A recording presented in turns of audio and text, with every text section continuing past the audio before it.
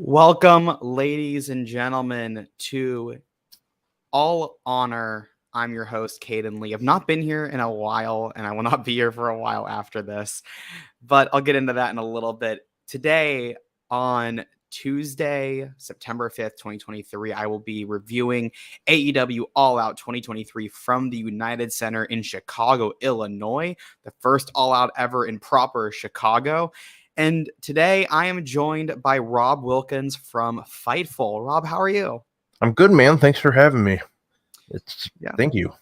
Thanks for coming on. Yeah, I want to, before we kind of get into the show, just for people who are watching and maybe have not kind of paid attention to my Twitter over the last week or so, I will be taking a hiatus from wrestling media. I don't know if it's permanent, don't know like if it's going to be like a month, 3 months, however long, but I am going to be going away for a while. And I wanted to do one last stream here. And since I was at All Out this weekend in Chicago, I had a spectacular time, especially for a card I was not super stoked about going in. I just had a fantastic time, and I really wanted to talk about this show. And when I was looking, I was like, okay, who would be the best option to do this show with? I thought immediately of Rob, because some of you guys may know that one of the first ever wrestling, I think it is straight up the first wrestling stream I ever did for Fightful, was with Rob. We did on Fightful Overbooked the mid-year of 2022 awards. And I can't remember if it was like if that came first or if my Day After Dynamite with Will came first, but I'm considering yours first just because it's the one that I was the first one that I ran. It was my idea for that one. So I was like, hey, Rob's the perfect person to do this with. Yeah. We'll have to do that again this year. So you better not make it a permanent thing. So yeah, maybe a one-off, just that Tabata thing where he just comes back, I'll do a Goldberg retirement. Yeah, there you go. Just every once in a while you show up. So we'll have to do an award, because this year it'd be fun to do an award show. Like, I mean, we have the Fightful ones, but like it'd be fun to do something like that again. I enjoyed it. Yeah. Especially when you do, because like the Fightful awards have Wrestler of the Year and all that, but then you can do one where you just throw in like the really fun categories and just kind of have a good time and be like, oh, who had the best rib of the year? Who ribbed people the most? Yeah, that'd be good. So. Yeah, sounds like a fun idea. Yeah, and there's still like a few other things that I want to do. I actually talked to a few people about it this weekend. I'm working on a little like my last writing piece. I'm talking about the second chance of AEW after Tony Khan mentioned that at the All In press conference last week. So I don't know where that's going to end up, but I am writing it. So just kind of pay attention to my Twitter if you are interested in reading that. I'm really excited about what I'm working on with that. It's one of my favorite pieces I've done in a very long time. And with that being said, let's talk about All Out 2023, emanating from, as I mentioned earlier, the United Center. This show has typically taken place at the Now Arena. It has also been at Daly's Place in 2020 without a crowd. But in terms of Chicago, it's the Now Arena out in Hoffman Estates, about 45 minutes outside of proper Chicago. So we call it fake Chicago for people who go on the trip. We're like, oh, you making your way out to what time are you making your way out to fake Chicago today? Is kind of what we say and mess around a little bit. But it was at the United Center, which it was really nice to be there as a big sports fan. I am a sports journalism major. Getting to be in that venue was absolutely incredible. And I basically got there for Collision, and I just walked around.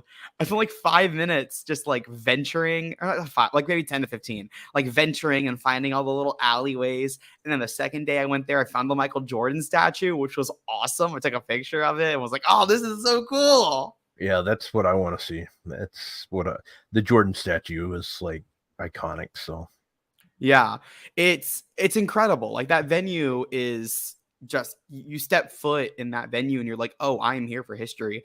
Especially Saturday for Collision, they had Dennis Rodman on the wall because they had the big Dennis Rodman poster for Collision. So that was also just kind of like surreal to see. Like you're in that building that him and Jordan and Pippen built, and all.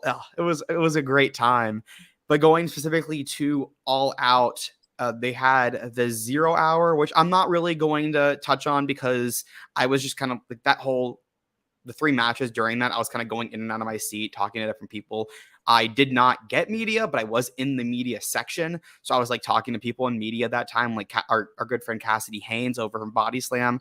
Got to hang out with him a little bit. He was just a few rows in front of me. And I saw SP3 over from True Heel Heat, another great friend. So just a lot going on during that hour before the show started, especially because it took a long time to get inside that venue.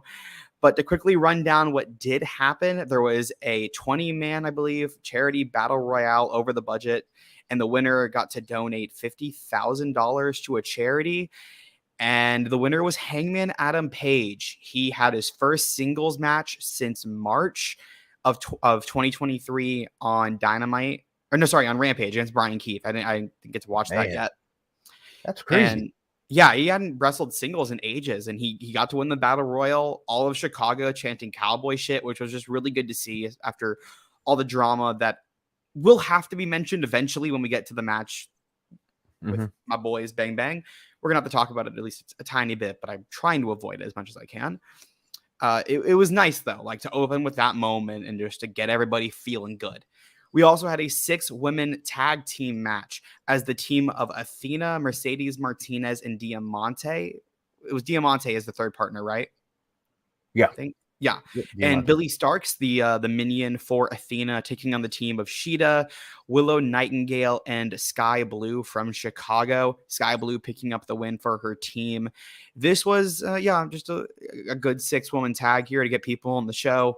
And then they main evented the 0 Hour with the Acclaimed with Dennis Rodman taking on Team TNA, Jeff Jarrett, Jay Lethal, and Satnam Singh. Aubrey Edwards as the referee, who obviously has her beef with Team TNA. She got hit over the head with a guitar by Karen Jarrett at Double or Nothing. So that was fine. I don't remember a single thing about that match, to be quite honest. It was there. Yeah. But now... Yeah. Do you have any thoughts on the 0 Hour? It was cool to see Rodman. He looked like he was having fun. Jeff Jarrett, it's amazing that he can still do this stuff. Like, it just amazes me how he can get on cards like this. I enjoyed it. I enjoyed the match. The women's match was pretty solid. I mean, for what it was, I like seeing Sky Blue get a win once in a while. It's about time. Adam Page, I like that victory. I figured that's who was going to win once he was in there. I mean, I didn't really know who else they would. I thought there was a possibility they'd let Brian Cage win, but I was like, I don't know. But I think it went well. I enjoyed 0 Hour. I usually do enjoy 0 Hour. Yeah, they're always good. I do want to, you're going to pop for this question. My friend who's a casual just texted me, and the question is out of nowhere. Yo, is Dominic Mysterio a good heel, or do people hate him the same way they hated Baron Corbin a couple years ago? Ooh. my response was, I love him. I was like, I love him, dog. Legit. Like, I love Dominic Mysterio. But I know you. Yeah, I know you do. The thing is it's I think it's a combination of both for a lot of people. I think it is too. I don't think it's like straight up just like go away. Like Corbin 2019 was get out of our faces, like get off TV. Dom's, I think, is like kind of the best way to compare it to an AEW one that I don't think people are going to agree with me. But as someone who was in those crowds a lot in late 2021, Dan Lambert got very similar heat from crowds where it was people online were like, get off our TVs. But when I was there in person, it was, we're excited to boo this guy. Yeah. Yeah. And that's the thing. Like Dominic Mysterio, I have no problem. One thing is I respect like every wrestler, I do. Like, so I don't flip them the bird and I don't do that. Like, I know that's a big thing going on today, which is ridiculous. It's so beyond stupid what's going on Twitter today, but that's what they're outraged by today. So it'll be, if people want to do that, that's fine. That's something I don't do because I look at it from a media perspective when I watch wrestling. Now, did I used to back in the day? Absolutely, I did. But I look at it from a entertainment standpoint, and that's what he's doing. And I think he's doing a great job. So,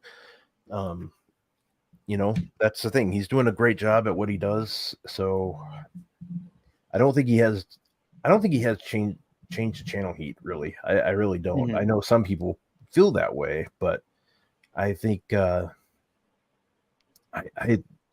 I was telling somebody, and I might have said it on my show. I said if he can get better in the ring, the day he like teams back up with his dad or saves his dad from getting his ass kicked or something, he's going to be a humongous face for that company. They have a chance, and I know a lot of people are like, "Are you crazy?" All I'm saying is just has to get better in the ring and better. Like he's decent on the mic, he's gotten better, he really has. But once he can figure those two things out, and it like the day they have him like save his dad from getting his ass kicked, like or they do the hug or whatever, and he's a face again. What I think they should do is keep this LWO going until LWO is like finally like turning heel, and then Dominic makes the save, something like that. But I think Dominic's doing a great job. Yeah, I agree. We got our good friend Drew Nicholas in the chat saying, "Oh, hi. I was just talking to Drew a little bit ago about my Grand Slam plans. I booked my flight today. I was originally not going to go, and I decided I want to go to New York City. So I booked my flight, and then I also got some travel credit from yesterday. So I'm like, all right, I'm using that credit. I'm going to New York. I'm going to go to Grand Slam, have a good old time. Watch Eddie Kingston beat Claudio, I hope. I'm so excited for what they're going to do with that show. It's going to be fun. That's what I'm hoping. Well, let's go into the main card of AEW All Out 2023 as they opened with Better Than You, Bebe, Adam Cole, and MJF defending their Ring of Honor World Tag Team titles against the Dark Order, Reynolds, and Silver with Evil Uno by their side. This match went 14 minutes and 8 seconds. As Better Than You, Bebe did win against the Dark Order. This was a very sports entertaining match for sure. About 5 minutes in, MJF, who he's been selling his neck since the match against Adam Cole at All In, and you have that whole story going on with Roddy with his neck health, saying, "Adam, why do you care about Max's neck health but not my neck health?" And they leaned into that here. They had MJF get taken out by the Dark Order. They used a chair on MJF's neck to send him to the back, as Adam Cole had to basically do a 2-on-1 handicap match before MJF made his triumphant return. All the crowd you can see, like if you go rewatch it, which I rewatched this whole show this morning. Yeah, I finished Orange Cassidy's match 15 minutes ago, and you can see that all the crowd looked towards because the cameraman goes up there. So like, oh, MJF's about to come back out. So we all like start cheering and we go, MJF. And then he comes out and amazing pop. He gets the kangaroo kick.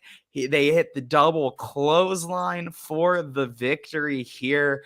Like I said, highly sports entertained. This was not your greatest work rate match, which none of the Better Than You, Bebe tag team matches have been besides the FTR one, in my opinion. They've all leaned very much into sports entertainment style. I hate to keep using that word, but that's the best word for it. And even though their singles matches have been very well wrestled, like their one last week at All In, their 30-minute time limit back on Dynamite in June, the tag team matches, they're doing more entertainment really there.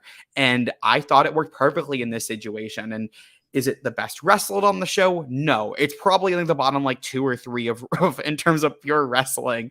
But entertainment wise, this was incredible. I gave it a 3.5 star rating.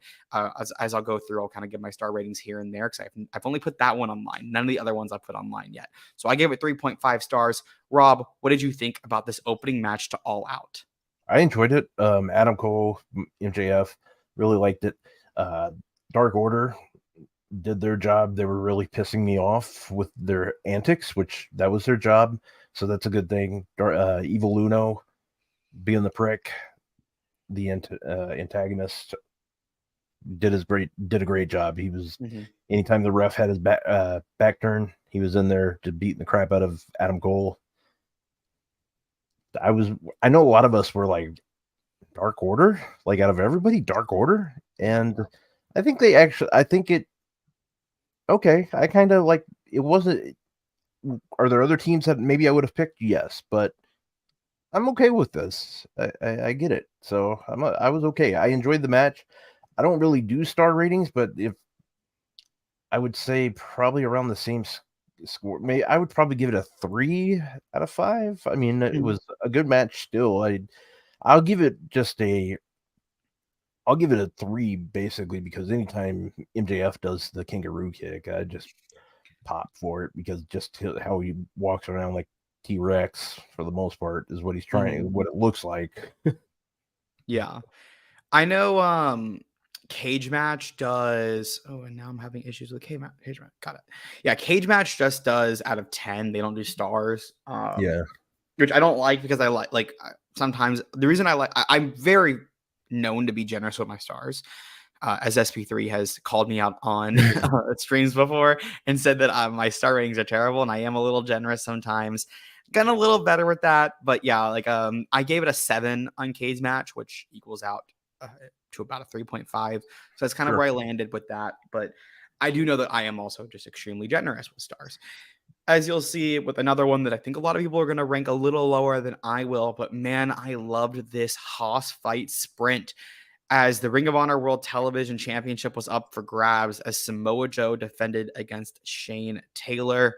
Before the match began, however, Samoa Joe did cut off the Better Than You Bebe celebration and gave a little hip check to MJF. And guys, we got a recreation of Brawl In. So if anybody's been saying, I want the footage to leak, we saw it. This is what it was.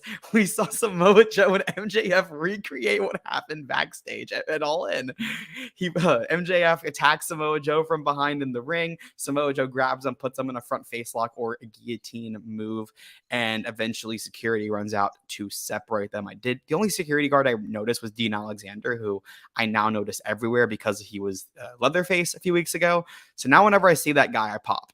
Yeah. But I thought this was, in terms of before we get into the match, like this segment was incredible. It was a good callback to when Samoa Joe pushed MJF out of the way back at NXT TakeOver Brooklyn. I think it was Brooklyn 2. And I really liked that moment in there. And it was a good way to kind of like give another feud for Max now. He has Roddy. He has technically the Cole stuff is not ended. And now he has Samoa Joe. Yep. Yeah, I loved it. I absolutely loved it. My favorite thing about the whole thing was Samoa Joe's reaction. That just smirk, like, yep, I'm a prick. I know it. And I got away with it. And I just absolutely loved it. He knew what he was doing. And it, like that was my favorite thing about it is he just did it and he just puts that smirk on as he does his walk down the ramp. And I just was like, that's my guy. I love him. Like it just that reaction, just he's like, I know I'm an ass, and I just absolutely loved it. The other thing that I love about it is it tells me that we're going to get a feud between MJF and Samoa Joe, who are both we know are, no pun intended, dynamite on the mic. You know, both of them are. So you got that going on. This also tells me that the MJF face gimmick is going to be going on for a little bit longer, which is good because I'm always convinced that could end. You know, like for the longest time, I'm like, okay, well, they're keeping this, and then they might turn Adam Cole. Now I'm still thinking, like, you know what? They're selling shirts like crazy. They might just keep it going for a little bit longer. So who knows? Yeah. I mean, eventually it will end. So, but yeah. I actually will say I think MJF might stay like this for a very long time, even if I think Cole's more likely to turn, and they will just do that. And while Max is not technically a face, he's doing the R scumbag. I think that's the best way to do it because fans over the last year since he returned on September 4th, 2022, that man returned at the Now Arena in fake Chicago. So a year and a day ago, he returned. And since then, fans have refused to boo him. Even when they've tried doing like the Takeshita stuff, they did the Bryan stuff, and then the 4 Pillars, everything that they've done has not worked to get him booed. He still gets cheered. So I think they've finally found like that little sweet spot where you can keep him being a dick, but you can also be a little bit of a face. And I think also MJF himself loves this. I think when he said last week at the All In scrum, he goes, I never really cared about what fans thought about me, but now I kind of dig it. I think that was not in character. I think that was a shoot. Like I think he genuinely likes being cheered now. And he's kind of like, oh, I could do this for a while. Well, you know, that's the thing. Like there's times where I think over time most wrestlers like working as heels because it's easier for them. But over time, there's times where they need to be a face because that way they can get the crowd behind them for a little while, it helps them too. I mean, I remember FTR. I said it when they were in WWE. I go, if they make this team a face, they're going to be huge. I just know it. Like they're going to be big, and it just took forever. And when it happened, people are going to love them. I just knew it, and that was the thing. And that's why I give Happy Corbin an example. They went with that face kind of turn for about 3 or 4 weeks 2 years ago. People loved them, and then they went right back to it because Vince is nuts. But it was working because people liked it. They related to him. There's certain times where you want to see your heel wrestlers' faces, and even if it doesn't last forever, it's good for. I think it's good for the wrestler because it gets them like used to things. Like it helps them, like in the ring, they know how to sell things better. That's just the way I look at it. Yeah. But going to the match, this was a quick, as I mentioned earlier, it was a quick little hoss fight, 6 minutes, 23 seconds. Samoa Joe defeated Shane Taylor with the Coquina Clutch and made him tap out. I don't think he made him pass. He just made him tap out. This was short, sweet, and fun. I had a really good time with this. I gave this a 3 because of the shortness. That's why I got a 3. Yeah, I'd probably give it a 2.5. I mean, yeah, that's fine. Like I said, I said anywhere between like a 2.5 and like a 3.25. I originally kind of was like, okay, it could be a 3.25, but also like didn't really have a build. It was kind of thrown in there. And you had another really good hoss fight on the show. So it didn't, that was the biggest issue I had with this actually, was that we had a hoss fight 2 matches later. That was fantastic. And this kind of had the similar role. And I think it would have benefited from being on a Dynamite where it could have gotten 10 to 15 and felt and like stood out. Instead, it was kind of like thrown in here just to kind of get the Joe and MJF stuff going. Yeah. Which is clearly like that was the point. Now we know. Like I was confused like why this is happening, and now we know is to set up the MJF stuff. Yep. Makes sense. Moving on to where I think this show like really started kicking into gear. A lot of people say Miro and Hobbs. Man, I think it's this one. As Luchasaurus with Christian Cage defended the TNT title, which I don't know how Luchasaurus can defend it because he's not the champion. Christian Cage is. Against Darby Allin with Nick Wayne in his corner. This was a great David versus Goliath story. This has been brewing for weeks since Darby Allin won the Royal Rampage Battle Royal back at Blood and Guts, the Rampage from Blood and Guts. I think it was the July 20th, I think was the episode. I'm pretty sure July 18th was Blood and Guts, so July 20th would have been Rampage. And this has been cooking. Like they've been cooking with this. Christian Cage took on Darby Allin a few weeks ago. Darby did pick up the win in a fantastic match. Last week, Darby Allin teamed up with Sting to take on Christian Cage and the Mogul Embassy's Swerve Strickland. Sending prayers out to Swerve Strickland. I know he's battling. I think they said he was battling food poisoning, so I hope he's okay. He was pulled from StarCast this weekend, unfortunately. So I hope he's doing okay. But they had a great match last weekend and led right into a fantastic TNT title match. My favorite TNT title match in a very long time, like since Darby held that title earlier this year.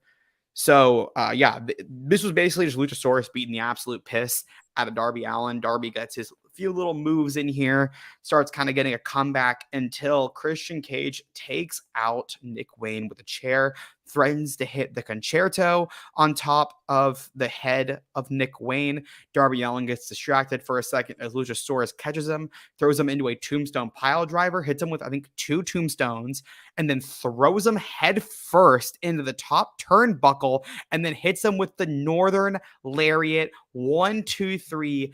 They beat the shit out of this dude, Rob. Holy fuck. Yep, they sure did. And yeah, I mean they definitely beat the hell out of him. And I had a feeling he wasn't going to win the title, so I was okay with this. And that was mainly because he's talked about going on a little bit of a leave of absence in the fall. So I kind of felt like that was going to be happening. but they did beat the holy hell out of them. And the good thing is I mean, there wasn't a good thing the way they beat him. He is absolutely crazy. He did. was saying I'm having spine issues after going back first into a coffin, and then they put the steps on his back and Luchasaurus walks all over them. Yeah. I mean, it's I mean, what could you say? When you get a Darby Allin match and you know he's going against a big guy, like whether it's like a guy the size of like Luchasaurus or a Brody King, you know he's just gonna he's going it's David versus Goliath type stuff. He might have a shot, but he's still gonna get his ass kicked. It's gonna come down to the final the ending, and I mean, granted that's every wrestling match, but it's just they're both gonna have their ass kicked, and I don't get it. Like I like Darby Allin, but I just don't understand the concept of okay, let me go destroy myself. I know he loves it. I get that. I mean, it's just from my perspective, jumping onto or back onto the casket last week and just getting walked on. And I mean, I'm all for getting stepped on by the right woman, but that's, I mean, you know. Or we're going to talk about Miro in a few minutes. But yeah, for Maggie. Well, yeah, so I mean but yeah, I don't want steel steps being part of that. That's all I'm saying. Yeah. And I was like Luchasaurus just walking up the steps. I was like, I was watching with my friends, and even they were like, "Oh hell no!" Like crazy. Yeah, we were so. We got going through a few chats. We got Frantic World in the chat saying, "What's up, Cade and Rob in chat?" Drew talking about the Joe versus Taylor match. I think this was technically meat match number 1. It was meat match number 1, setting up for the big meat that's coming next. Pause. We got our good friend Seahawk in the chat saying all facts about Darby getting the piss beat out of him, and then laughing about getting stepped on. Oh no, I didn't. I was. Damn it! I thought he was gone before I said that. Oh well. Well, y'all can talk about that on My Point Is on Sundays on Fightful. Man, once people like figure out like I'm worse than he is when it comes to like some of the women, like they haven't. No, people clearly have not been coexisting over the last 2 years. It's gonna be bad. Like, I mean, I have pictures of me with Lisa Ann, pictures of me in like Alexis, Texas, and stuff like that. It's just like they're like once these come out, I'm in trouble. So, well, speaking of Alexis, Texas, Drew Nicholas saying big meat, no pause at all. Yep. This is what happens when you get mean. He goes a sick man. I don't know if he saw the end credits last week on our show since he's here, but he might have. He just didn't say anything because he left right away. But I did a special thanks, Cam, special thanks, Sarah J, and then it came to mine, and I said, Rob, special thanks to Nicole Aniston, and then it. Jesus Christ! I don't think he saw it, or he didn't say anything. Either way. Oh Lord. Well, to give my star rating on this one, yes, because I'm no selling your PA. That's Fightful. Oh my god. Well, my star rating for this was I went with the full 4 stars on this one, my highest of the show. I freaking loved this so much. And I know I'm sure Dave's going to give it like 3.75, and that's cool. I thought that the story was really good building up into this. It was one of the better built matches on the show, like at all. It was really well built, actually. And I loved what they did. Like, I love watching Darby get the piss beat out of him. It's always fun. So I give it 4. Moving on. I'd give it a 3. Yeah. So moving on to Miro versus Powerhouse Hobbs, going 15 minutes, 34 seconds. I don't know if I said the last one. Luchasaurus and Darby went 12-14. This one about 3 minutes longer.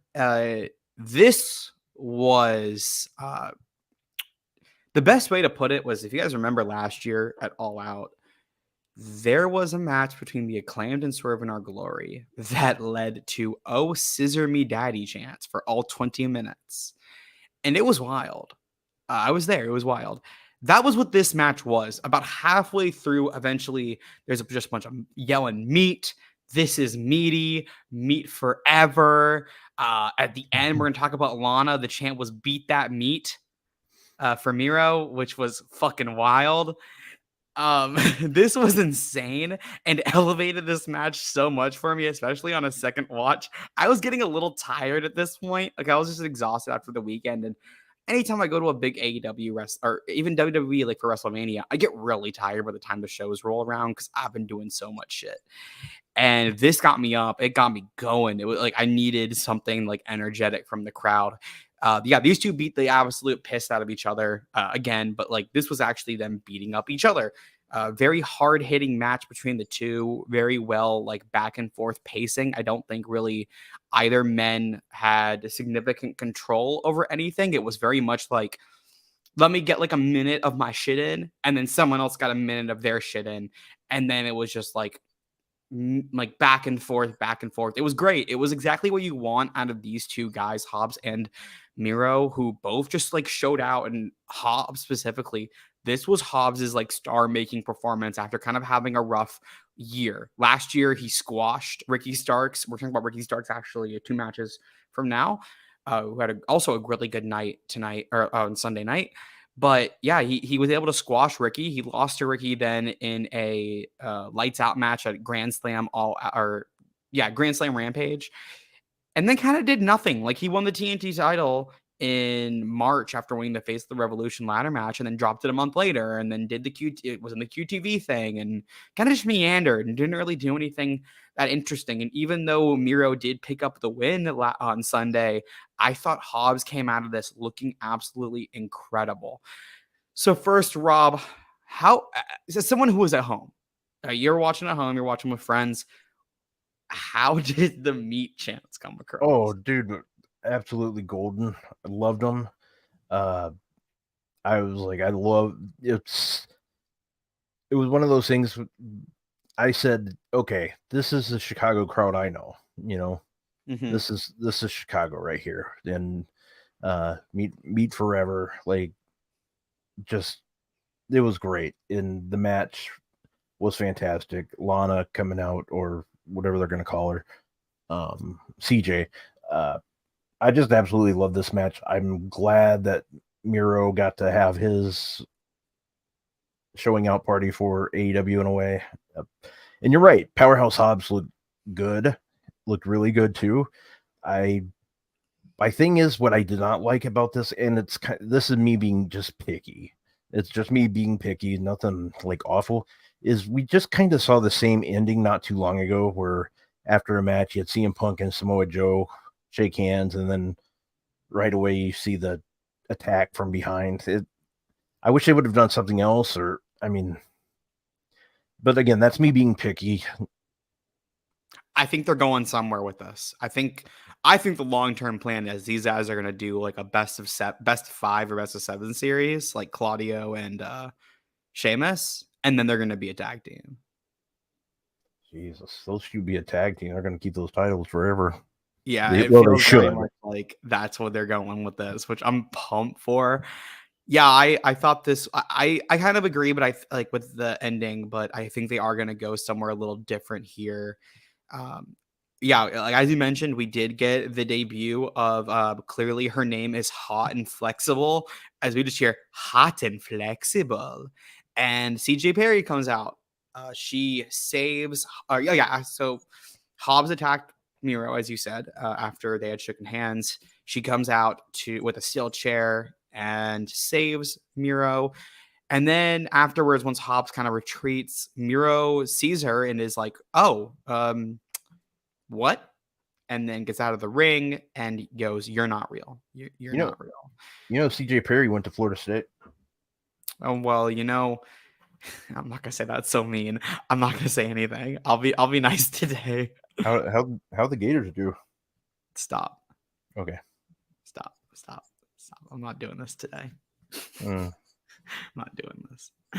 But I thought the match was great. Interested to see what they do with her. I don't know if they're gonna. They said they hadn't figured out a name for her as of the time of the match. They just called her Hot and Flexible and Miro's a wife, which I thought was funny. Yeah, Miro's saying like you're not real. Throwback to like 2 months ago. He goes when he returned, he said I'm swearing off my hot and flexible wife. So I'm very interested to see kind of like where they go with that story specifically, like that aspect, and then also the Hobbs and Miro part. Frantic World saying I want to see Hobbs and or Miro and Hobbs as a team one day. I think that's where they're building to for those two guys, which would be really, really fun. The other thing that I had thought about this was I was trying to think. I was like, okay, when was the last time Miro won a singles match on pay-per-view?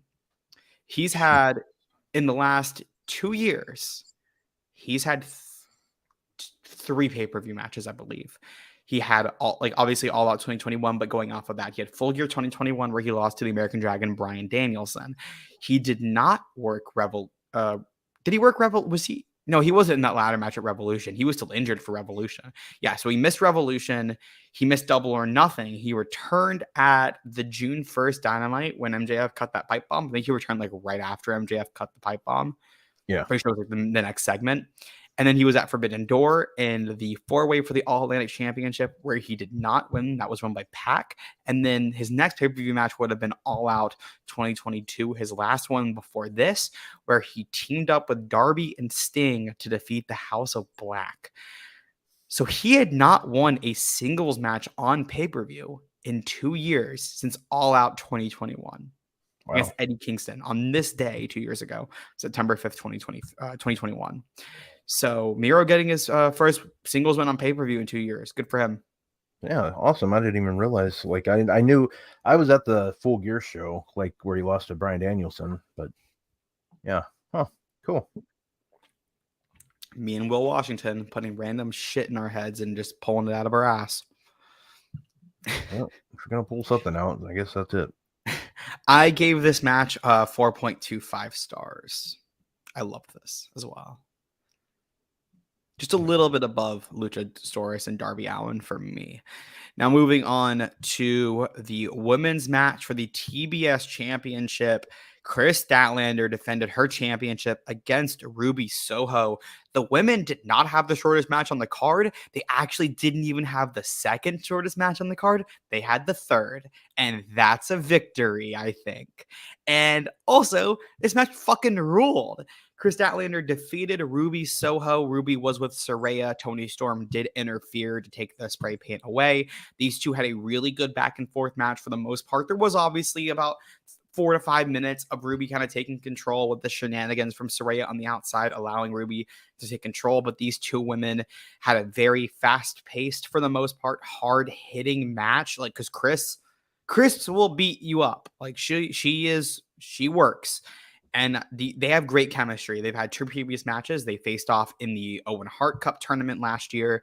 That was their second match. Their first match was in the TBS title tournament in late 2021. And they all of them have been good. And this one, I think, was probably the best. I think it's the best TBS title match ever for that title. I think it's the best, definitely the best AEW women's match on pay-per-view, not including Ring of Honor of this year. I would also say it's the best AEW women's match of the year, not including Jamie Hayter. Again, excluding Ring of Honor, like Athena is a different thing.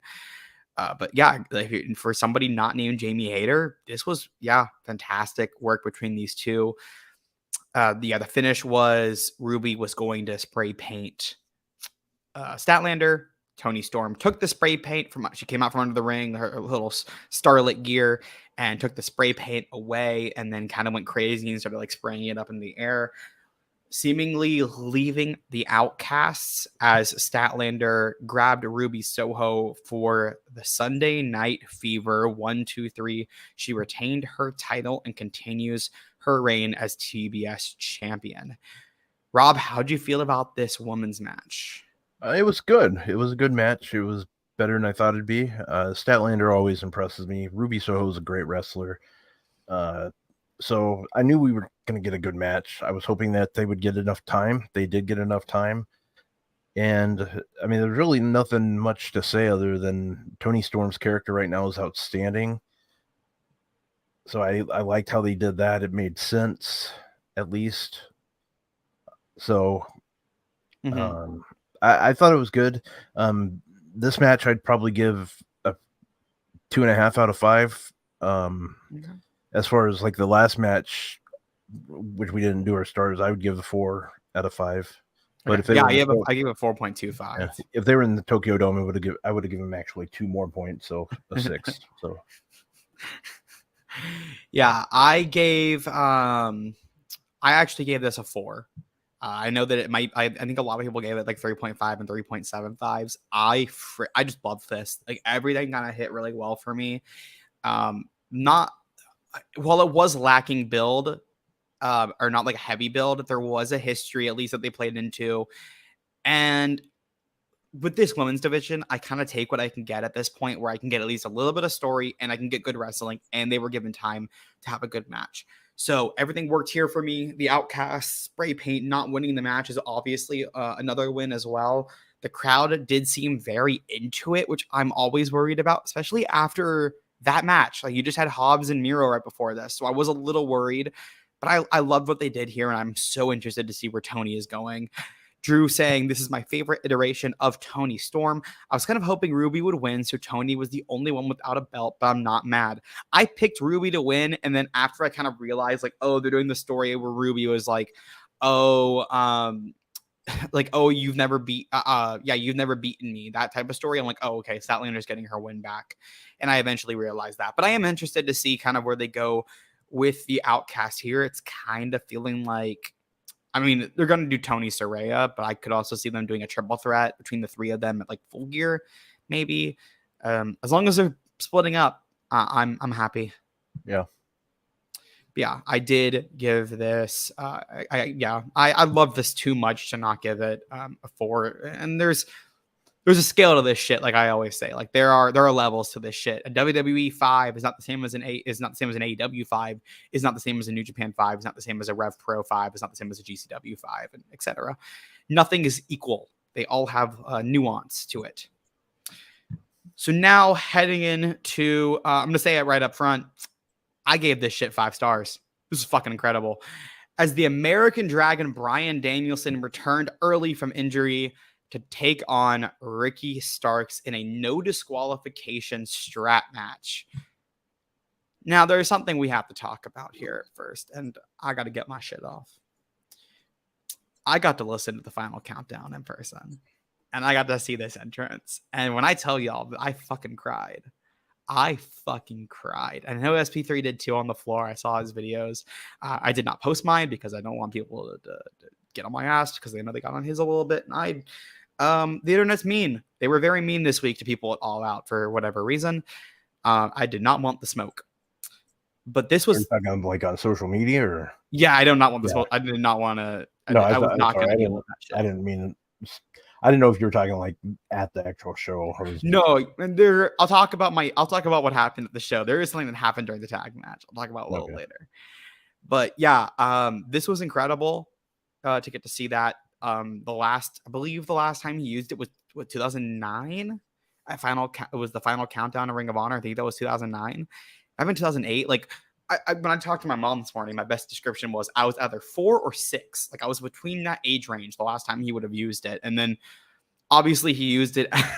Obviously he used it at Forbidden Door earlier this year in Toronto, Ontario, Canada. But I was not at that show, and I tried so hard to be. And because I couldn't be there, it actually made me really sad that I wasn't going to get to hear it. And then this was actually supposed to take place at Wembley, but Brian got injured, so they couldn't use that song there because they had bought it 2 times. One was for Wembley, one was for Forbidden Door, and instead we got it here, and it was just great. It was so good. Wait, what year were you born? 2003. I'm not even 21. Okay, so you were 6 probably. Okay, Jesus Christ. I was 22. No, 20. 2000. What year? 2003. 2003. Okay, wait. Ring of Honor: The Final Countdown, September 19th, 2009. Okay, so I was at the Field House. Okay.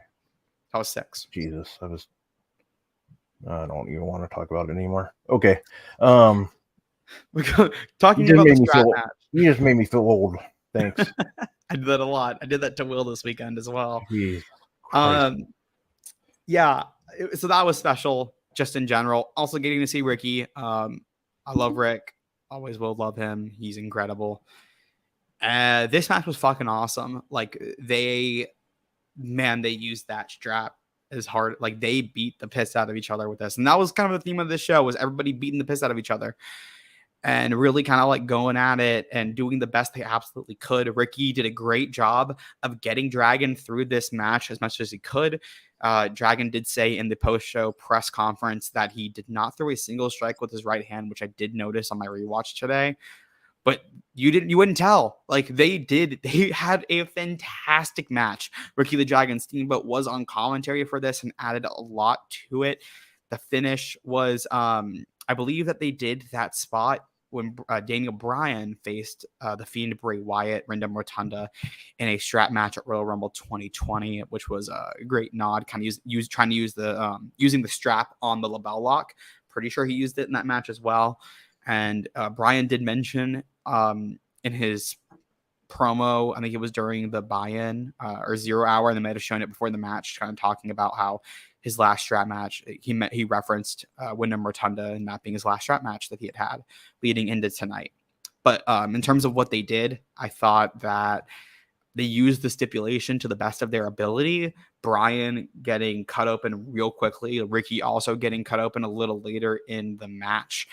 Using Ricky the Dragon Steamboat to take out Big Bill worked really well. I think everything about this there was just like, everything worked. Everything felt right. Every spot hit. It was brutal. It was a 2-day build or a 24-hour build into this match in terms of Bryan being in this. And yet it felt like they had been feuding for 2 months based on how brutal they were with each other and the intensity of these two. I think this is Ricky Starks' best match of his career. I don't think there's any question about that, in my opinion. Like, it's without a doubt, for me, my favorite match of his ever. Dragon is amazing. He's the greatest wrestler of all time. This was a straight up 5 stars for me. Rob, how'd you feel?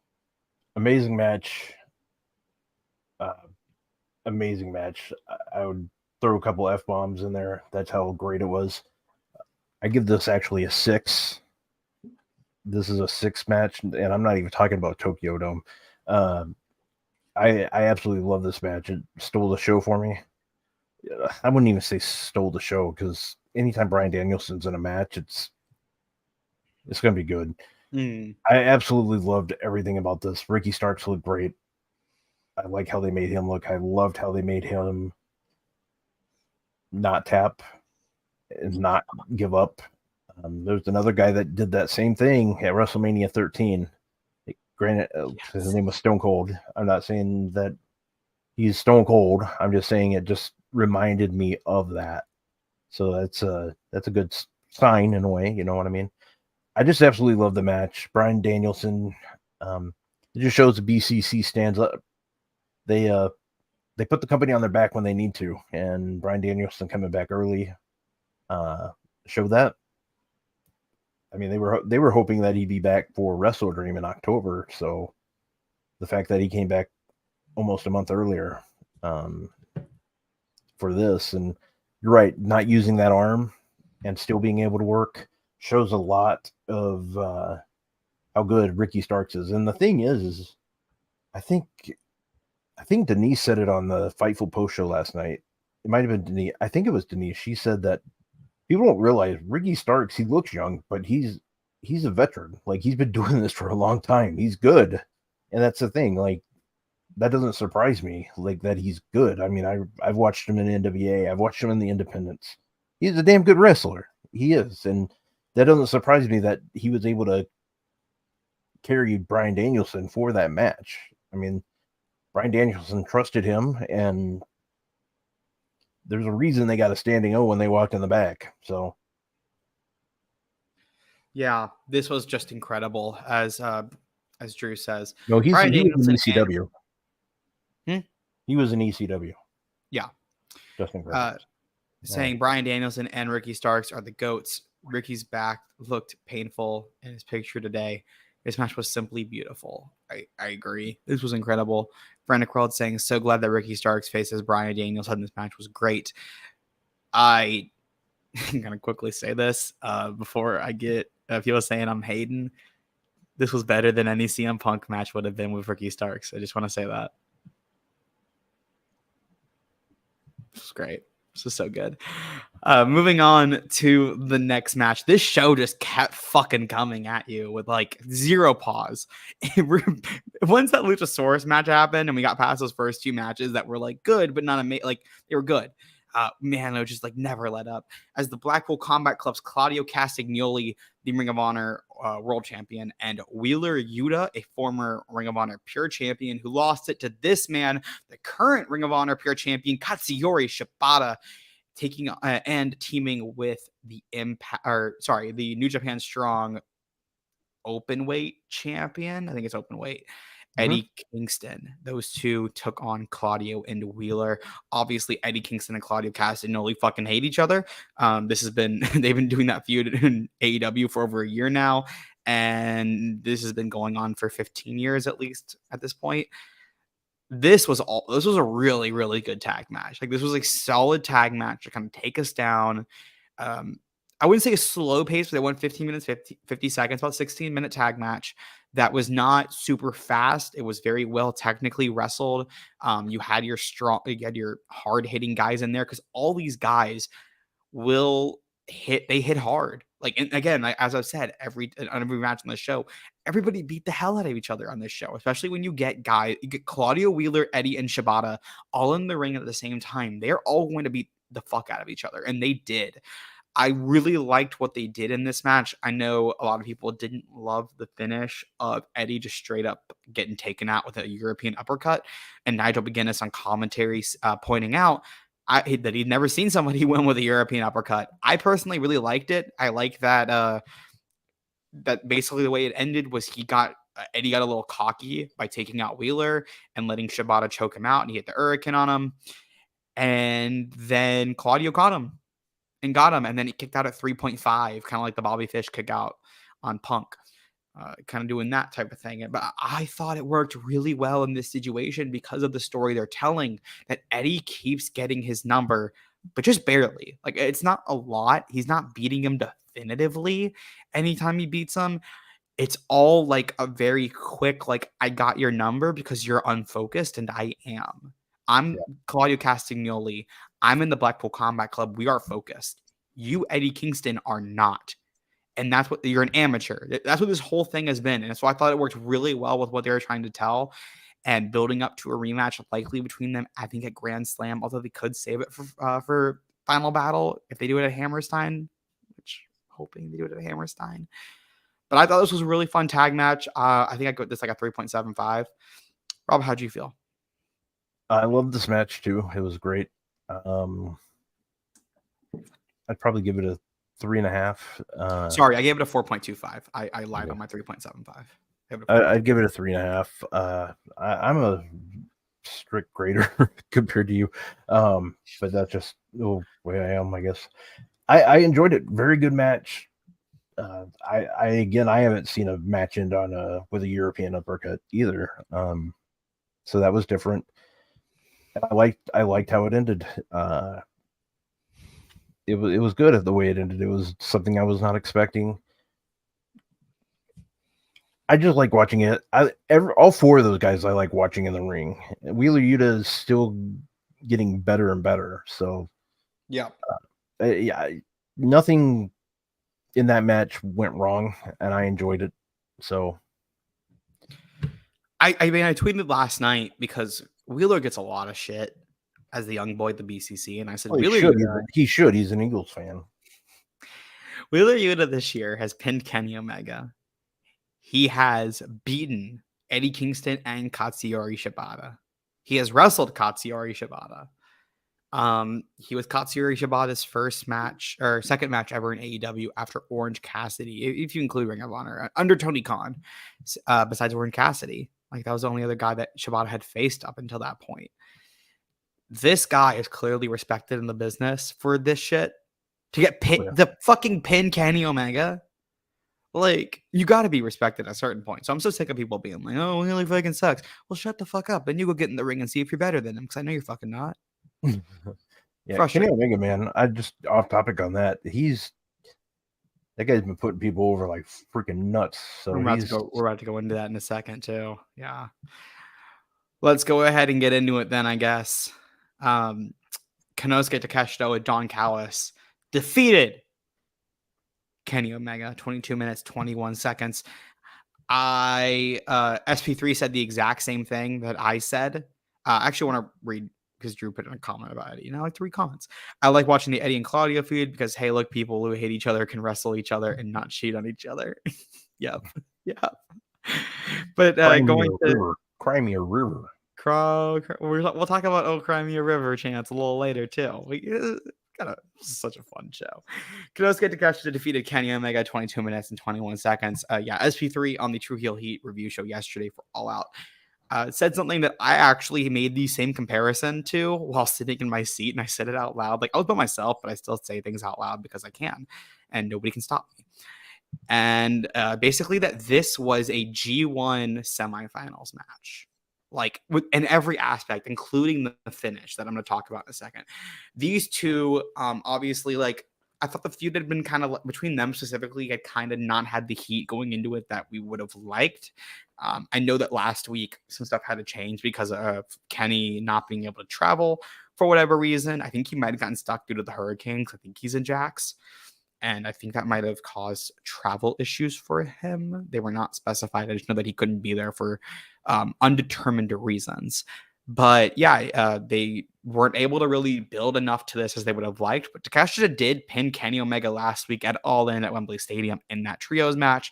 And that led to the singles match that was confirmed later in the night at the press conference by Don Callis. Don Callis and Konosuke Takeshita asked for the match, or somebody asked for the match, and they gave it to him while they were up there. And then we got it. This Kenny Omega did use he'd used the unedited version of Battle Cry for the first time since he lost the belt to Hangman Adam Page at Full Year 2021. I actually didn't remember if he had used that theme song then, because I know he used it, but I thought he used an edited version. Apparently he did use the original version for that match specifically. But before that, he wasn't using it until he stopped using it around this time in 2020. So he's rarely used it, especially since returning in general has not used it. He's also not used it on he's not used Battle Cry in general on pay-per-view since that match, if I'm correct. He used his pay-per-view matches since returning would have used Carry On My Wayward Son. He would have used at Wrestle Kingdom, he used Sephiroth's theme, and then he used Devil's Sky at Forbidden Door. So he's not oh no, he used it at All In. So I forgot. He did use it at All In. So I was wrong about that. All In was the first time he'd used it in a minute. But yeah. He I was at that show. He used it at Full Gear. That was something. I'm like, my buddies that were with me, they're like, why are you going so nuts over the theme song? I'm like, you don't understand, man. So drawing upon the cleaner Kenny, or drawing upon Best Bout Machine Kenny, because that's what that song indicates to me, is Best Bout Machine, rather than the cleaner. The edited version is the cleaner. So I really like that little touch, him using that. He also used the color of his DDT gear, throwing back to when he was in DDT facing Konosuke Takeshita as I wouldn't necessarily, I don't know if I'd go as far to say he was one of his young boys, him and Kota's young boys, but he was underneath them both and was learning from them. And they had some really good matches in DDT. So glad they got to do that here. And this was just great. A really good back and forth. You have Takeshita taking control really early with that insane suplex that dropped Kenny right on top of his head, because this guy is a madman. And he's done this 2 pay-per-view matches in a row, excluding All In. Scares the hell out of me. He did, yeah. I'm like, dude, you took the fucking Tiger Driver and then you took this. He is a fucking madman. It is wild. But yeah,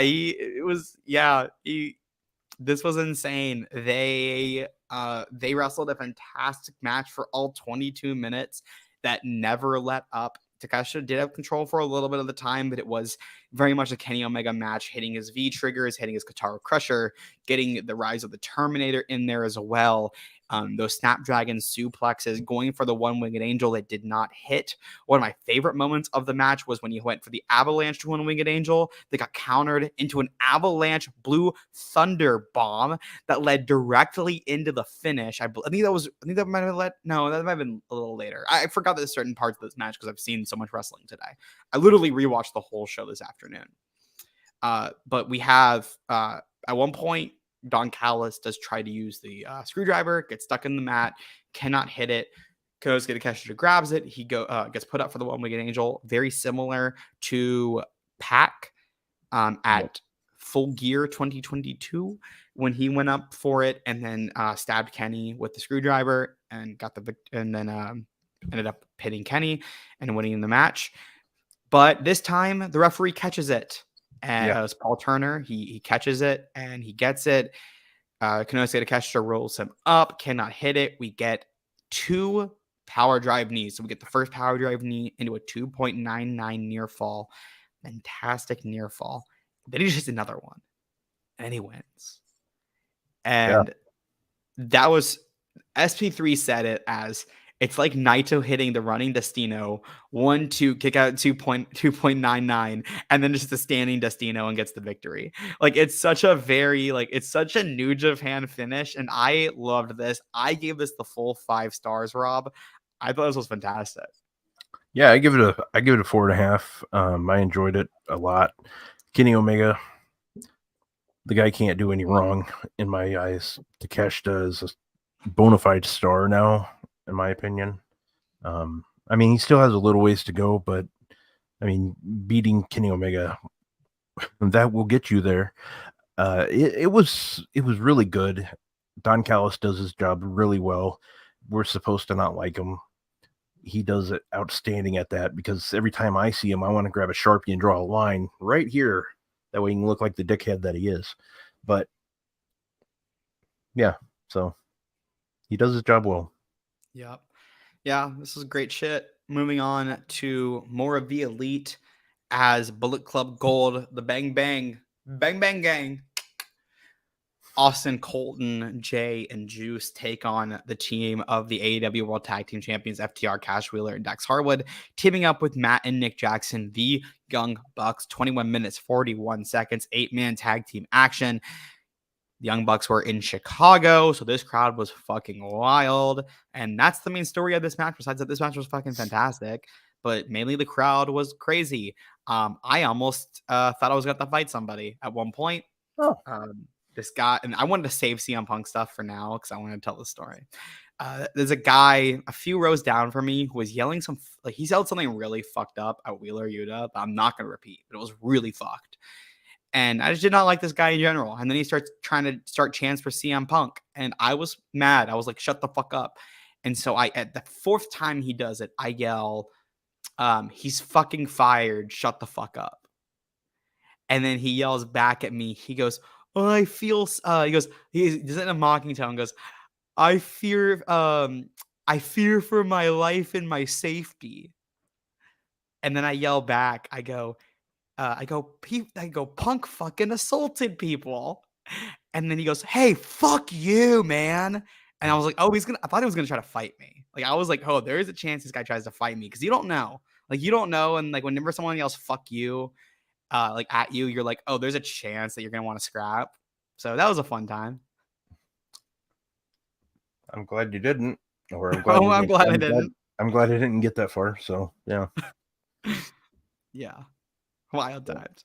This match was fucking insane, though. How'd you feel about it? Oh, the match was great. The crowd reacted the way I thought it would. I think a lot of people. I mean, the thing is I'm sure. I mean, AEW, and this is not a shot at AEW at all or their fans, but AEW has a tendency to have the smart fans, you know, the ones that know what's going on the internet more. So everybody going in there, for the most part, I'm willing to bet 98% of the people that were there knew that CM Punk got fired. Oh, everybody knew. Yeah, everybody it was just, And the thing that drives me nuts about the CM Punk getting like fired is the people that are just going after each other now. It's ridiculous. I mean, it's beyond ridiculous. I don't know why. Like, Yeah, he got fired. It's like we should not be going at each other for this. It's just ridiculous. The match is what it's about, and I like the match. I thought we'd see Young Bucks and FTR win this, but Bullet Club getting the win makes sense too. They can antagonize a little bit longer now and do their thing. So I like it. I still love the fact that they like the cardboard more than they like Jay White. I just Card blade. Did you see they were selling those little card Yeah, blades at I did. Starcast? Yeah, I would have did. gotten one if I had a place to fucking put it in my luggage, but I didn't. I was so sad. Yeah, I did see that, and I was like, "Oh, that's amazing!" And the fact that, I think it was Colton too that grabbed like some at the show and walked with it. Yeah, Austin bought one. Okay. Yeah, Austin bought one. I just love the fact that they on TV just when they're around it, they just show more attention to that than they do Jay White, and it just pops me every time. And Juice Robinson is outstanding. Both him and Tony Storm are just absolutely killing it with what they're doing. They really are. They're so good right now. One of my friends that watched the show with us, he only watches the pay-per-views when I get them, and he doesn't follow it, but he's like, "What in the hell is this guy's deal?" I'm like, "Oh man, he's hilarious." Like, I mean, he's like, I tried to explain it. I'm like, he's basically hyper as hell, but I called him a rabid dog. Yeah, that's probably the best way to put it. I love how he is. My other thought was he moves like Jim Carrey's The Grinch. I can see that, yeah. But I love the match. I would give it probably a 4.5 again. Yeah, I gave it a 4.5 as well. I really liked this 8-man tag. I thought this was really good work from everybody. The quadruple sharpshooters at the same time, I thought that was fun. I really liked the 4 power and glory spot. That made me pop, and I yelled for the power and glory very loudly, and nobody else knew what was happening because I don't think anybody else knows that's the name of the move. So I just yelled it, and I was like, "Yeah, let's fucking go!" It was great. I love that move, and I also love how Ian Riccaboni and Nigel call it so well. I listened to Nigel's call again. He calls that move really well. Yeah, I thought everybody played their role very well here. I liked seeing the Shatter Machine from Nick and Dax, and then Dax and Matt hitting the BT trigger while Dax checks his wrist. That was fun. The crowd was fun in this as well. Everything really worked well for me here. Drew pointing out another Juice Robinson. Yeah, that's perfect. He's Animal from the Muppets. That's perfect. Like, that he looks like a caveman from the Geico commercials, but he's Animal from the Muppets. That's exactly it. Yeah. The other thing I found interesting about this match was the finish. FTR and the Bucks didn't go at each other's throats like normal Can You Coexist tag team matches. It was like you have Dax does yell at Nick. Dax and Matt didn't yell at each other. They were just like, "Oh fuck, really?" That happened. That kind of like you see that on the outside. And then Cash and Nick straight up tells Cash and goes, "I was late. Like I was late. That's my bad. I'm really sorry." And then when Dax gets over because he didn't know where the fuck Nick was, he goes. He yells at Nick and he's like, "Where were you?" And he goes, "I was late." And then he goes to Cash and then Cash goes, "It was my fault. They caught me." Like, I liked that. I liked that nobody was like blaming each other. And at first, like Dax is obviously like, what happened? And you're trying to figure out what went on. But then everybody kind of just like, Nick goes, "It's my fault." And then Cash goes, "It's my fault." And they just went back. Like there was no shoving or any bullshit. I liked that. Yeah, it was good. I enjoyed it too. I was hoping like it wasn't going to turn. I was glad neither team turned on each other. Yes. That's what I was thinking was going to happen. I didn't say it on my prediction show, but there was a part of me that thought I could totally see the Young Bucks like super kicking FTR and then walking away from this match. I could too. Yeah. So they get even more heat in Chicago, and that just goes a long way. So yeah. I do think we're now going to get Guns versus FTR probably on like maybe Grand Slam, because I think Colton got the pin on Dak or on Cash. So I would assume that they're going to do that. They're going to run that tag match back because they are 1-1 currently. So it would make sense to run it back, especially now. Like the Guns have improved so much over the last 6 months. Like I actually would really like to see that rematch. Yeah. And I would not have said that 2 months ago. But man, the Bang Bang Gang is so good. But moving in to, Bang Bang comes up. Moving into the main event, the AEW International Championship was on the line as Orange Cassidy defended against Jon Moxley. This was his 32nd defense of this championship. He won it in October in Toronto, Ontario, Canada against Pac.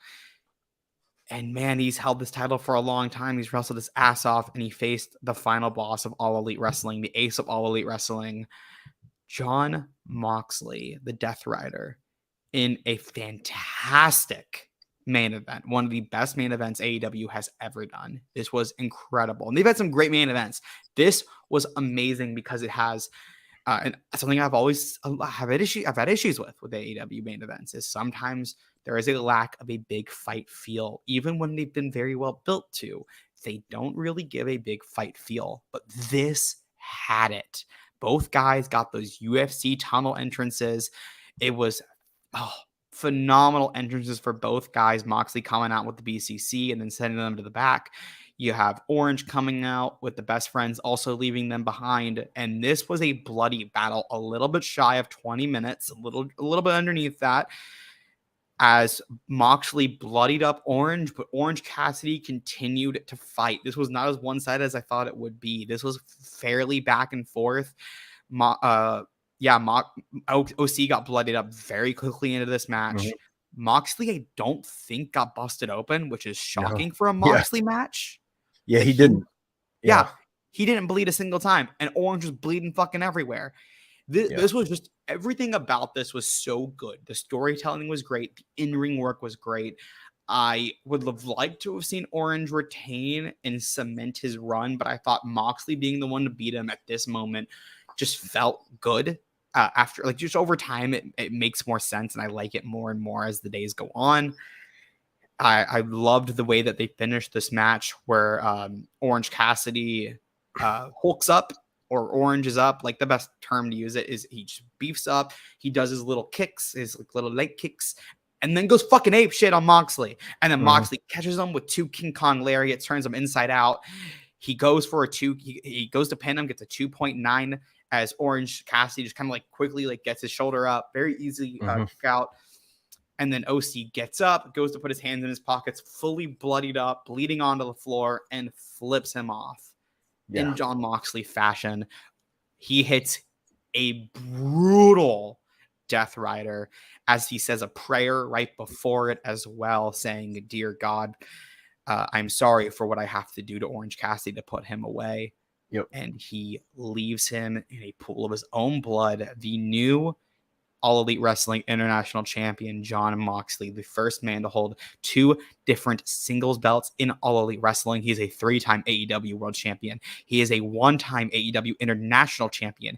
He has been in 10 AEW pay-per-view main events, 11 if you consider Fyter Fest 2019, which technically was a pay-per-view.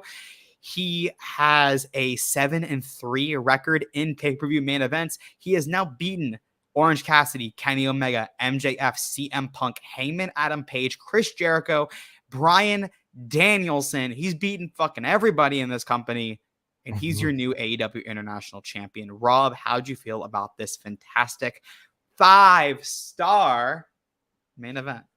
Yeah, I give it, you know what? It's very rare to do this in my book because I don't give ratings. That's why. But I'd give this one a 6 too. I just absolutely adored this match. I loved everything about it. This was a fight forever match for me because I didn't want it to end, even though I knew it needed to. Everything about it just was good, just real good. So I actually wanted, I love Jon Moxley, I do, but I kind of, there was a part of me that really wanted Orange to win because I thought that would move him up a little bit more. Yeah. Like I Same. thought that would give them another, like that would give them that third like big star in the company, I thought. But as I thought about it more and more since, I'm thinking that yeah, maybe not. Maybe he wouldn't have been that third big star. So, but you never know. So I'm curious to see. Maybe they'll have a rematch at Grand Slam. I would like to see that. That would be cool. But it was an outstanding match and an outstanding pay-per-view. Everything about it just kicked ass, and I'm glad I ordered it. United Center, you guys came out and support, like, had a hell of a crowd, did really well, considering like what was going on. So Yeah. good show. I thought this pay-per-view was incredible. I've been to a lot of really good pay-per-views over the last few years. I don't know if it's my favorite pay-per-view I've ever attended. Double or Nothing 1, I think, is still my favorite because of the importance and the significance of it. But man, this is right up there. It's got to be in my top 3. I don't know if it's my pay-per-view of the year. Forbidden Door was really fucking good with Ospreay and Omega. But I think, and I say it as in, I gave 3 matches 5 stars on this show after rewatches, because I really needed rewatches to really understand a lot of stuff. There were, when you're in person, sometimes you just kind of thing. Yeah. I think pound for pound, this was a better show than All In my opinion, in terms of in-ring quality. All In has that spectacle, but man, this was special. Yeah. What it reminded me of is like Rocky and his coach, like he's like, get in there, you're getting your ass kicked. And that was how I looked at All Out or AEW. Like basically Tony's has his back against the wall and he said, guys, we need to have a huge show, and AEW delivered. The wrestlers came out and delivered a big show, a great show, and they should all be proud of the show they put on, because it was definitely worth it. Because I saw a lot of people on social media say, damn, I should have ordered this. Damn, I should have ordered this. Damn, I should have ordered this. So, yeah. So it was good, like really good. And don't get me wrong, All In's probably my second or third favorite AEW show of the like pay-per-view of the year. So like All In and All Out, like are right there. Like, I mean, for me. So I mean, as Tony Khan said, every AEW pay-per-view this year is hit except Double or Nothing.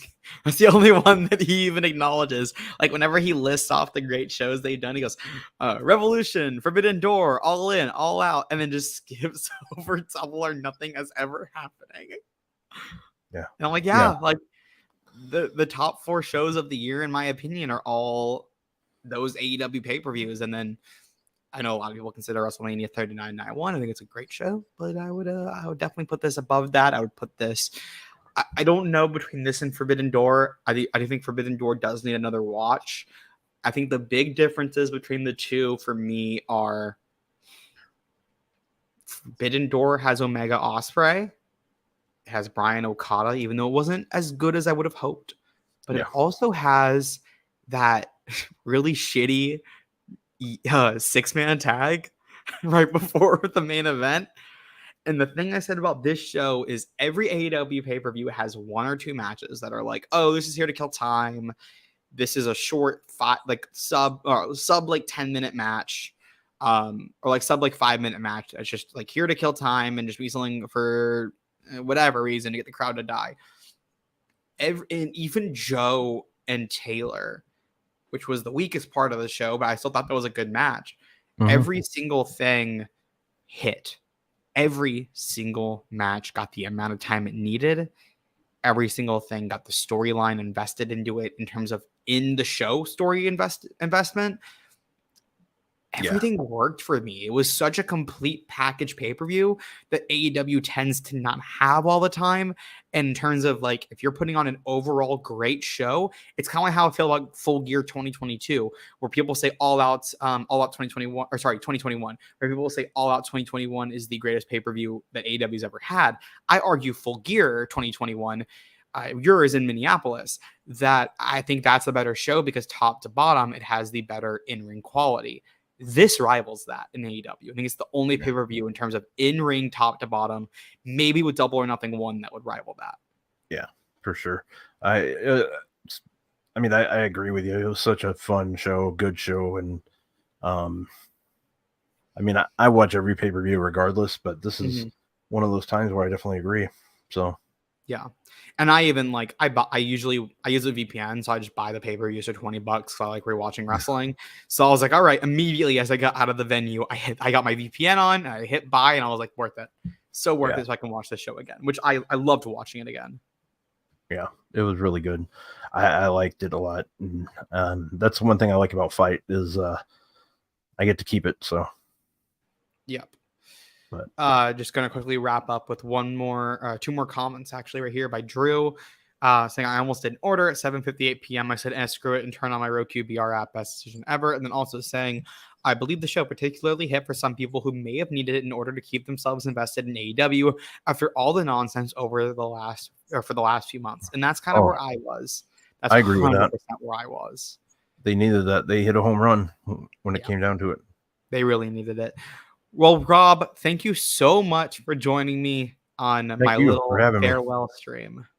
Yeah, and I hope it's not too long. I hope you come back soon, and I hope it's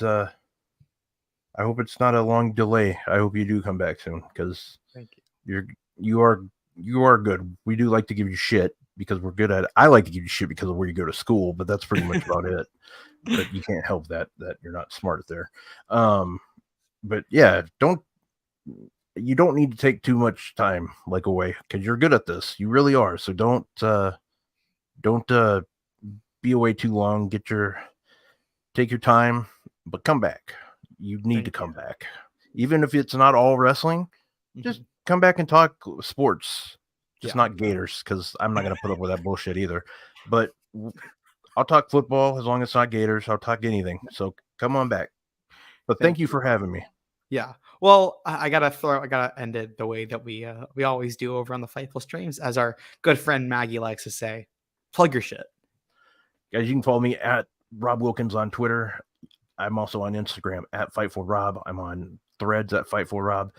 Every Friday at 3:00 Eastern, you can catch me on Fightful Overbooked with Coexisting with Rob and Maggie. And now on Sundays, I do a show with Cam Hawkins, aka Seahawk, every Sunday morning at 11 a.m., 10 a.m. Central.